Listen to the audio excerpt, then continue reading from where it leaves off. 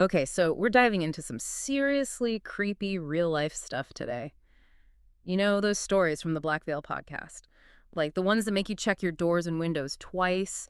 We've got two encounters from their show that'll really get under your skin. Yeah, it's like what gets me about these stories is, they tap into that like primal fear we all have. Yeah. That fear of the unknown, like the idea that danger could be lurking just below the surface of everyday life. Right, and the setting makes it even creepier, right? A quiet, like upper-class neighborhood, the kind of place where you think, nah, it couldn't happen here, but it does, and that's what makes it so unsettling. Absolutely, like it's this false sense of security. But as these stories show, that feeling of safety can vanish in a second. So let's jump into that first encounter, right? It's late, the street is empty, and this 15-year-old kid is walking back to his girlfriend's place after a basketball game. And he starts hearing things like rustling in the bushes, twig snapping. Oh man, I can imagine, right? It's late, you're alone, and every little sound is like 10 times louder in the dark, and then you realize you're not alone. Exactly. And get this, his girlfriend Casey is watching him from her window, and she sees something he doesn't. There's a figure hiding in the shadows. Imagine that, right? The narrator is completely oblivious to the danger that's closing in on him.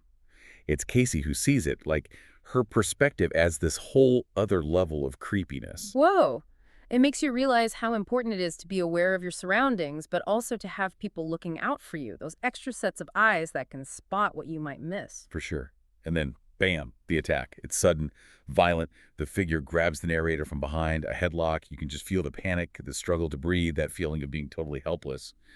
But then, just as fast, he lets go. He runs. Man, that's wild. That sudden release, it's almost scarier than the attack itself. It makes you wonder, like, what was the point? Was he scared off? Did he change his mind? Or was it something else entirely? It's like we always try to make sense of these things, right?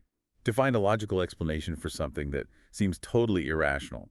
But sometimes there just isn't an easy answer. And that uncertainty, not knowing, that's what's truly terrifying. Yeah, that makes sense. It's like the unknown is always scarier. Exactly.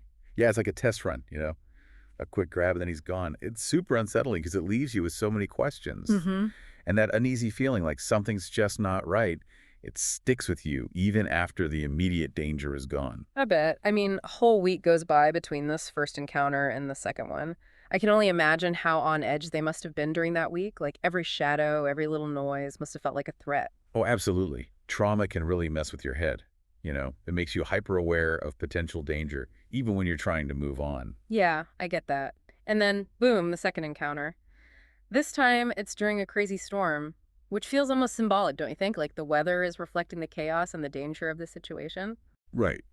You could say it's pathetic fallacy, but it definitely adds to the tension. Picture this. You're inside, safe and warm. The wind is howling outside. Rain is hitting the windows. And suddenly, there's this frantic banging on the glass. Yeah, there's a man outside begging to be let in.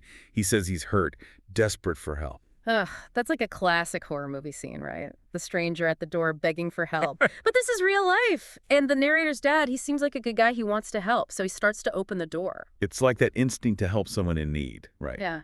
But the narrator, he's on edge from what happened before, and he has this feeling that something isn't right. He tells his dad to wait. It's that gut feeling, like an alarm bell going off in his head. Yeah. And that's what's so interesting about intuition. It's often based on things we've experienced, patterns we've picked up on.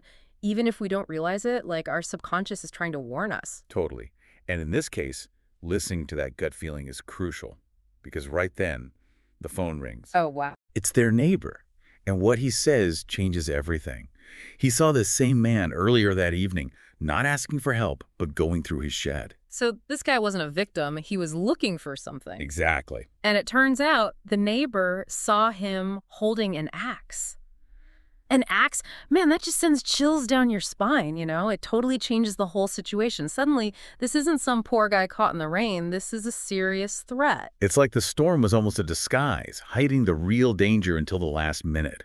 The darkness, the wind, the rain, it all creates this feeling of confusion. It's hard to tell what's real and what's not. Right. And in all that chaos, the narrator's dad has to make a decision, and fast. Instead of opening the door, he actually confronts the guy, like demands to know what he's doing. That takes guts, man, seriously. I mean, Okay. This dude is obviously agitated. He has an axe, and he just got caught trying to break into their shed. But the father, I guess that protective instinct kicks in, and he stands his ground. And thankfully, it works. The guy takes off, back into the storm, just vanishes. They're all shaken up, but they're safe. But the story doesn't end there, right? Nope. Later on, they find the guy wandering around, still holding that axe, just mumbling to himself. It's this super creepy image of a disturbed person who's obviously capable of violence, and we never really find out why. That's the scariest part. Like, even when you do everything right, when you trust your gut, when you're careful, you can still be vulnerable. There are things out there, things we might never understand, that can just shatter our sense of safety. You got it. These stories, they're not meant to scare us into hiding, but to wake us up to the realities of the world, to make us more aware, more alert, more prepared. So, after all that, what are the key takeaways? It's not about being paranoid or living in fear. It's about being empowered, having knowledge, and being aware. Exactly. Trust your instincts, man. If So, something feels wrong, it probably is. Don't just brush it off as being paranoid. And pay attention to what's going on around you. Who's there? What are they doing? How are they acting? and don't be afraid to speak up, you know? Ask for help or offer help if you see something suspicious. Remember, safety is a team effort. We gotta look out for each other. Yeah, think about your own neighborhood. Not just where you live, but your support system, the people you can rely on. Who are they and who are you looking out for?